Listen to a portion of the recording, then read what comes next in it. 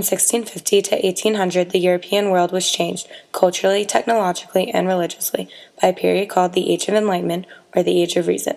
During this period, ideas were introduced into society by what are called philosophers. From 1618 to 1648, some Enlightenment thinkers and ideas started to arise in Europe. The 30 Years' War compelled these people to question what was occurring around them and to go against tradition. During this time, they used logic and reason to describe why bloody wars such as the 30 Years' War should be avoided.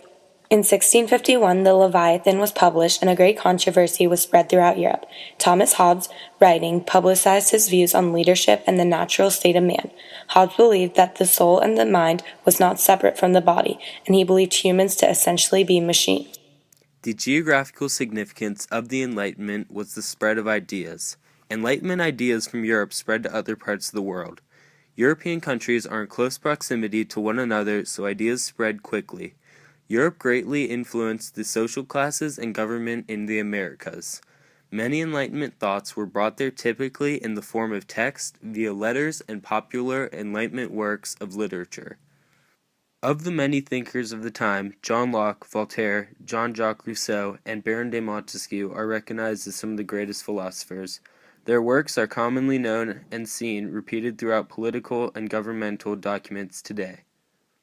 John Locke, born in England, is best known for his ideas about the sovereignty of the people and the government only being as powerful as its citizens. Locke's works greatly influenced the development of epistemology and political philosophy. His ideas also greatly influenced the writing of the United States Declaration of Independence. Hence, it is evident that absolute monarchy, which by some men is counted the only government in the world, is indeed inconsistent with civil society, and so can be no form of civil government at all, is a quote from John Locke's second treatise of civil government written in 1690.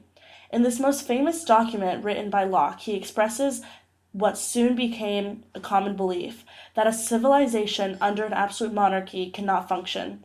Locke advocated for three main natural rights every man should have: life, liberty, and equality. Locke's ideas were further developed by Rousseau, who wrote The Social Contract in 1762. The social contract was important to the new political ideas emerging. In the social contract, Rousseau's ideas are expressed about how modern states repress the physical freedom of the citizen. This gives the citizen perspective on how their views were important to society as well. John Locke's ideas were extremely influential in the wanting to abolish monarchs and let the people have a bigger say on how their country would be run. Democracy had been around since ancient Greece, but it gained popularity as time went on. Of course, the Catholic Church was playing a role in politics, but people wanted to keep the church out because of the issues it was having from the Reform and wanting the church and state to be separate. Today, governments are shaped after Montesquieu's original ideas. Charles Montesquieu said, "There is no crueler tyranny than that which is perpetrated under the shield of law and in the name of justice." Montesquieu had many strong opinions about how government should be run and how people should be treated. This is how his idea of separation of power arose. Separation of power refers to the division of government responsibilities into different branches to limit any other branches from becoming too powerful. His opinions have become the common opinion of those in the governments today. An example of this in modern-day society is NATO, because of the alliance between countries to maintain a balance of power, making sure one country does not gain too much power. In the United States, the government is divided into three branches, called the executive, legislative, and judicial branches. His ideas are the basis of our government today. Voltaire, who was the most outspoken of the Enlightenment thinkers, advocated for religious tolerance, separation of the church and state, and the freedom of speech. Within the Enlightenment period, various events occurred. For example, the American Revolution from 1775 to 1783 and the French Revolution from 1789 to 1799 were two major events that took place in the 18th century. Enlightenment ideas played a part in the beginnings of these two revolutions. Within the American colonies, colonists were fighting against the British Crown for taxing them without proper representation. Colonists created the Declaration of Independence, which is full of Enlightenment thoughts concerning the government's role in protecting the rights of its citizens. In France, the Third Estate was fighting against being oppressed by the wealthier estates.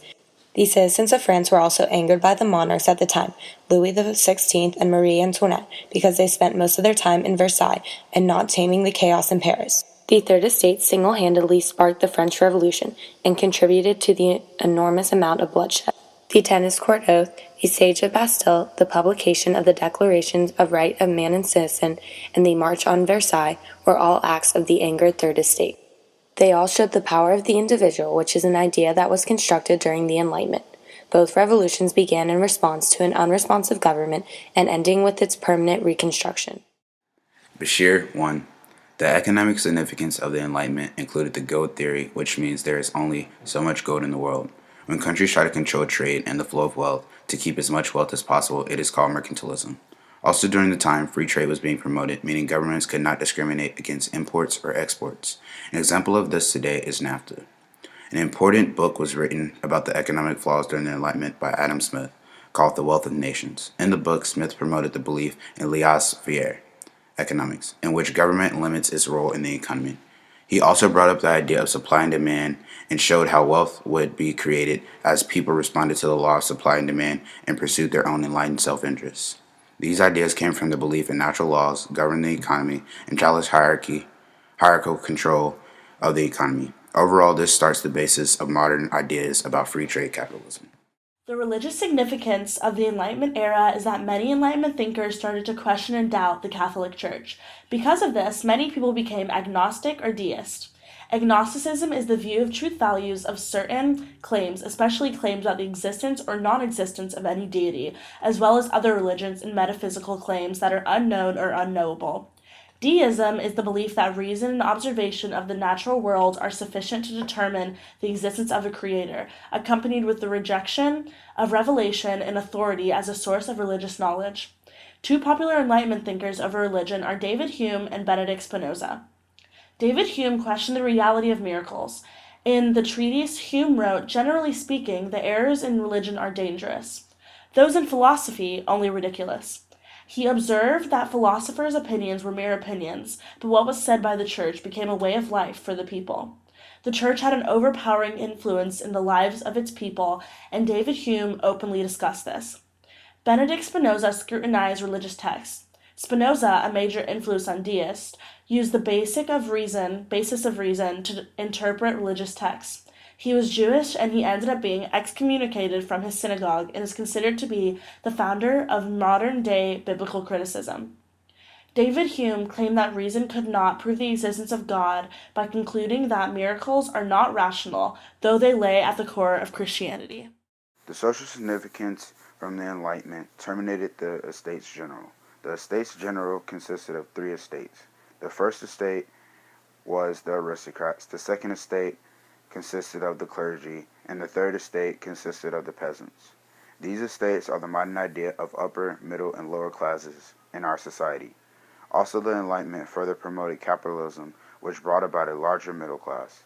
Capitalism is an economic system in which trade, industry, and the means of production are controlled by private owners with the goal of making profits in a market economy. The Enlightenment was an intellectual movement. During the Enlightenment period, people challenged the social norms and began formulating their own ideas. Empiricism, questioning your surroundings, was one of the major ways intellectuals challenged the status quo, often instituted by the church and the crown. Expressing one's opinion through rational thought spread along with empiricism. Enlightenment thinkers expressed their opinions openly in debates most commonly seen in Western European societies. These debates often took place at salons, in France, or in the houses of noble women. Debates covered a gamut of topics, including the natural state of humans. Was man inherently evil or good? Individualism, a theory supporting the liberty, rights, or independent actions of individuals, became more prominent as well. The new ideas that formed as a result of empiricism and individualism greatly affect modern society economically, socially, and politically.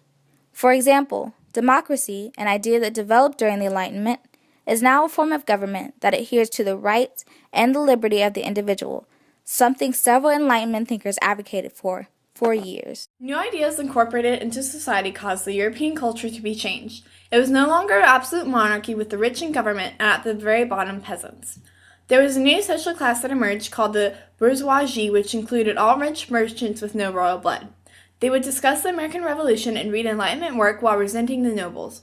Now the new social classes were upper, middle, and lower class.